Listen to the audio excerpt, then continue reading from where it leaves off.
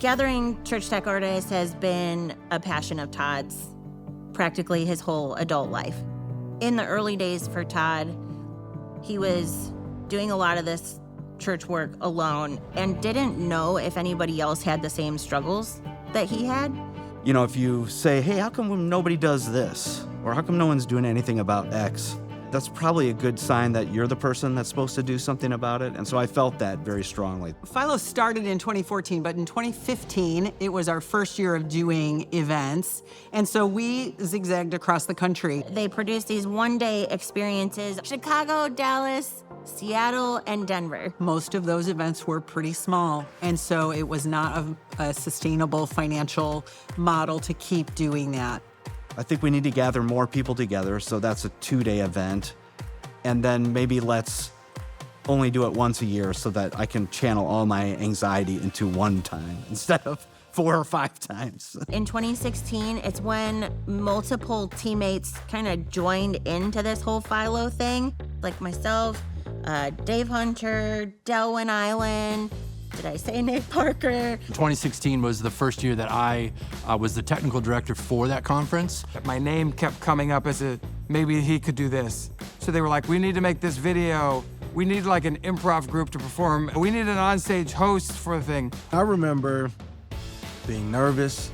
Would I be able to effectively speak the language that technical artists from around the country, would I be able to speak their language? I went out with my band and we led as though we were leading a worship set, and we did it nervous. At that 2-day conference, I felt like we were able to get some traction in terms of what we were trying to accomplish with the conference. It didn't have to just be one day, we had extra time, and we could serve our community in a more full way. The second Yellow Box conference in 2017, I remember doing a song with Nate. Nate, at once upon a time, was a worship leader, and the room of technical artists got to see one of their own coming up on the stage. Just the 2 of us, we can make it if we try, just the 2 of us. That was really a special moment. 2017 was actually the first time I ever hosted with Aubrey. So Dave and I were still figuring out how to partner with each other. And I gave her a gift that year. I got a migraine and got sick and had to miss the 3rd session, so she had to host alone. It was bad news. He had like a horrible migraine. Ugh. God, I'm just gonna do it by myself and it's gonna be totally fine. That room was just packed with people, and we probably won't fit here next year, so we got to come up with a solution. 2018 was explosive. FILO moved to Willow. Felt like the conference was building momentum. My home church and a place I've been on staff for a number of years. 2019, FILO had such massive momentum. We started producing a podcast. We started offering coaching. We had done a parody this year. I don't know what possessed me or possessed somebody else to suggest to me that, you know what, instead of doing 1 song, let's do 5. In the fall, we took it out to Anaheim, California. And 2019 is the first time we actually did a live stream. I think we had like 30 people on the live stream. And I just remember the sense of excitement for what was ahead. Okay, 2020, yikes.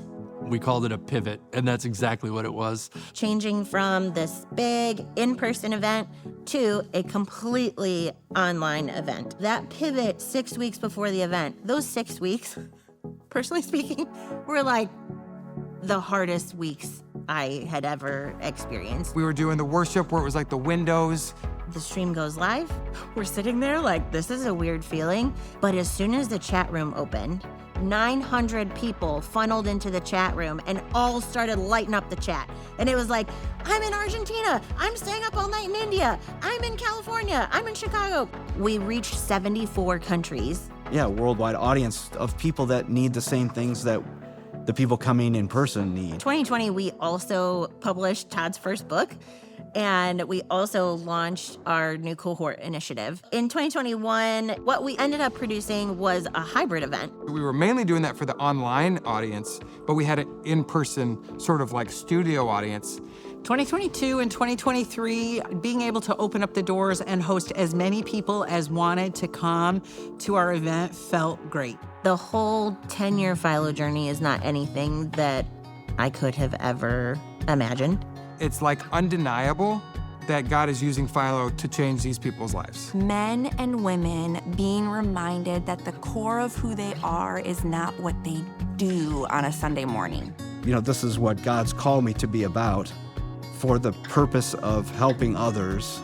I love telling the story because I always hope that somebody else will follow God's nudging and obey so that they can experience Him in a similar way.